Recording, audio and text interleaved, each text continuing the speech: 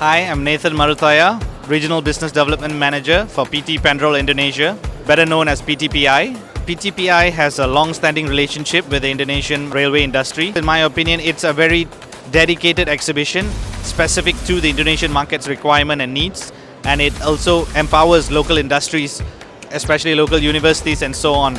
Well, from Pandrol perspective, we have always found interesting leads, or not just business opportunities, but we have made connections which we have translated into business opportunities over the years. I would say the involvement of the network operators in Indonesia, the Ministry of Transport and railway governing bodies coming together, providing support with local manufacturers and international suppliers for a very specific exhibition just to suit the Indonesian market and its needs. Pandrol has been exhibiting for over 5 years now, and we are perfectly comfortable, and we find the exhibition is one of the best which we attend around the globe.